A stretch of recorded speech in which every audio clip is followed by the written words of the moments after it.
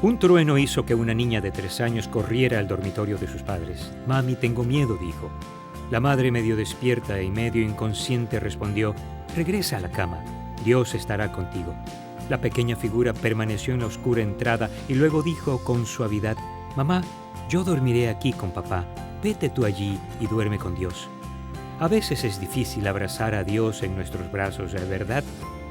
El teólogo y autor A.W. Tozer dijo: «Lo que viene a nuestra mente cuando pensamos en Dios es lo más importante de nosotros». ¿Por qué? Porque esa mentalidad o la ausencia de ella dirigirá todo lo que somos y todo lo que hacemos. Así que el viaje comienza con nuestra creencia en Dios, con la pregunta clave: ¿quién es Dios?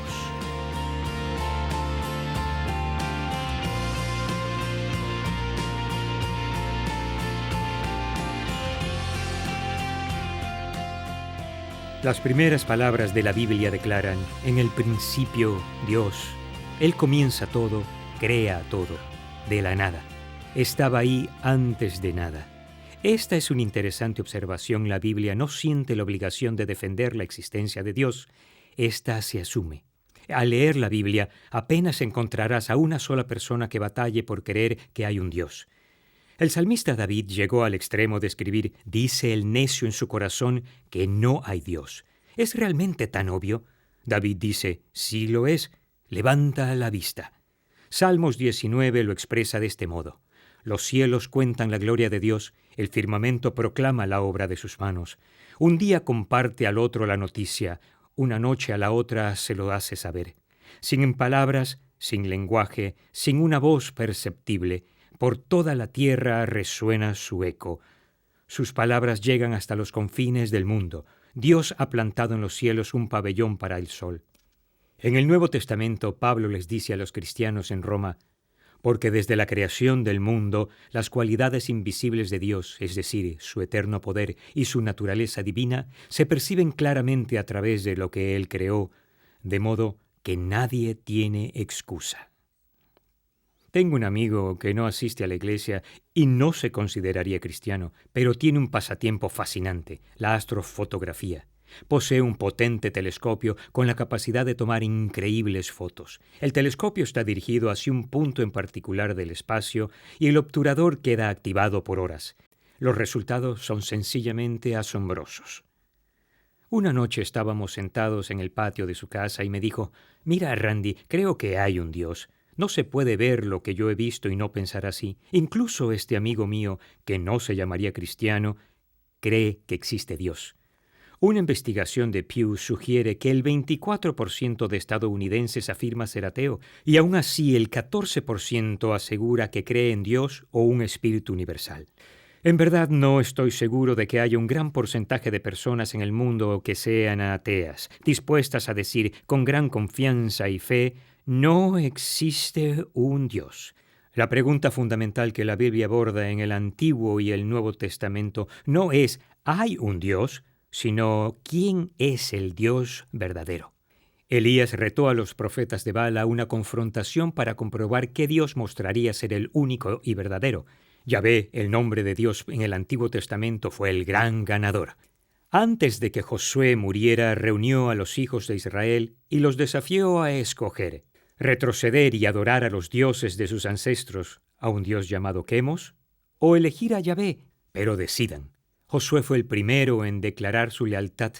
Dijo: «En cuanto a mí y mi familia, serviremos al Señor». He aquí algo que mi amigo dijo y considero que es una afirmación justa e intelectualmente sincera. Creo en Dios, pero no estoy seguro de que Jesús sea la revelación de Dios. En el Nuevo Testamento, el apóstol Pablo llegó a Atenas y observó la gran cantidad de ídolos que adoraban. Él se puso de pie y señaló que tenían incluso un altar con la inscripción «Al Dios no conocido», y pasó a presentar su caso a favor de Jesús como el único y verdadero Dios que creó los cielos y la tierra. Al final del día, algunos creyeron y otros no. La idea clave que se pide a los cristianos que acepten como verdad es: creo que el Dios de la Biblia es el único Dios verdadero, Padre, Hijo y Espíritu Santo.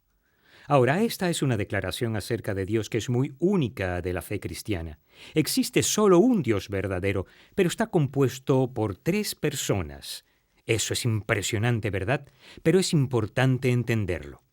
En la historia, estudiantes de las Escrituras han intentado encontrar cómo describir esto en un lenguaje comprensible. La descripción más común: Dios es 3 personas que comparten un ser. Cuando pienses en una persona, piensa en ti. Yo, Randy Frazee, soy una persona. Cuando pienses en un ser, piensa en algo fuera de ti que alberga a varios, en este caso 3, juntas como una sola. Existe una imagen que me ha ayudado a entender. Imagina a 3 personas juntas dentro de un aro de hula hoop. Sí, ese anillo plástico que requiere movimiento de caderas para darle vueltas, algo que yo nunca he podido lograr. La unicidad de Dios se encuentra en el hula hoop, pero hay 3 personas distintas y reconocibles en el interior. Cada una conlleva la idea completa de Dios. No hablamos de 3 dioses separados. No hablamos de un Dios que se manifiesta en 3 formas diferentes, a veces como un padre, a veces como un hijo y a veces como un espíritu. Hacemos referencia a 3 personas que se manifiestan en un solo ser, todas al mismo tiempo.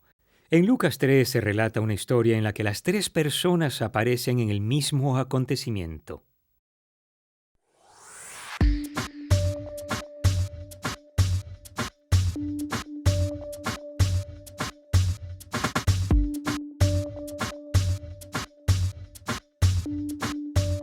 Por muchos años, los antiguos israelitas vivieron bajo el control de otras naciones. Durante ese tiempo, hombres y mujeres llamados profetas hablaban en nombre de Dios, recordándoles a los israelitas que no habían sido olvidados. En realidad, los profetas afirmaron que un día Dios liberaría a los israelitas y les daría un rey cuyo gobierno perduraría para siempre. Los israelitas le llamaron a ese próximo rey el Mesías. Años después, un hombre llamado Juan comenzó a viajar por el desierto de Israel, recordándole al pueblo las promesas de los profetas. Las personas llegaban desde todo Israel para oír hablar a Juan. Él vestía ropas hechas de pelo de camello, llevaba un cinturón de cuero y comía langostas y miel silvestre. Juan les dijo a los israelitas que su rey por tanto tiempo prometido llegaría pronto. Sin embargo, les explicó que debían prepararse para su llegada, alejándose de sus pecados y regresando a Dios. Juan bautizaba a los que decidían regresar a los caminos de Dios, sumergiéndolos en un río. Este era un símbolo de su decisión. Debido a eso, llegó a ser conocido como Juan el Bautista. Juan les dio a sus seguidores instrucciones sobre las mejores maneras de vivir, siguiendo los caminos de Dios, y les pidió que fuesen buenos, generosos y justos los unos con los otros. Poco después, sus seguidores comenzaron a preguntarse si Juan era uno de los profetas que había regresado a la vida. Algunos incluso pensaban que él podría ser el Mesías. Juan los corrigió: «Yo los bautizo con agua, pero está por llegar uno más poderoso que yo. Él los bautizará con el Espíritu Santo y con fuego». Al día siguiente, Juan vio a su primo, Jesús, que se acercaba a él para que lo bautizara. Juan dijo: «He aquí el Cordero de Dios, que quita el pecado del mundo. Este es aquel de quien les hablé». Al principio, Juan se negó a bautizar a Jesús. «Yo soy el que necesita ser bautizado por ti», le dijo. No obstante, Jesús insistió. Por lo tanto, Juan estuvo de acuerdo en bautizarlo en el río Jordán. El profeta lo sumergió en el agua, y cuando Jesús volvió a incorporarse, vio al Espíritu de Dios que descendía del cielo como una paloma y se posaba sobre él. Entonces oyó una voz proveniente de las alturas que decía: «Este es mi Hijo amado, estoy muy complacido con él».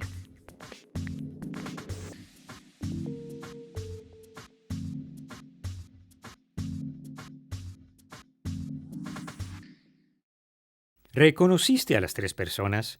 Jesús, la segunda persona de la Trinidad, está en el agua. El Espíritu Santo, la tercera persona de la Trinidad, desciende sobre Jesús como una paloma. El Padre, la primera persona de la Trinidad, le habla desde el cielo al Hijo. Las 3 personas de la Trinidad están en la obra de redención. Lo mismo ocurre en la cruz y en la resurrección. Así como el Padre, el Hijo y el Espíritu Santo existen como tres personas separadas y contenidas en un ser, también fuimos creados para existir como individuos que viven en comunidad. Dios, Padre, Hijo y Espíritu Santo son una comunidad perfecta. Él quiere lo mismo para nosotros, por lo que debemos observar y aprender de ellos cómo tratarnos. He aquí un versículo clave sencillo para memorizar que nos ayudará a recordar la importancia de la comunidad. Pablo está terminando una carta a la iglesia corintia y ofrece esta bendición. Que la gracia del Señor Jesucristo, el amor de Dios y la comunión del Espíritu Santo sean con todos ustedes.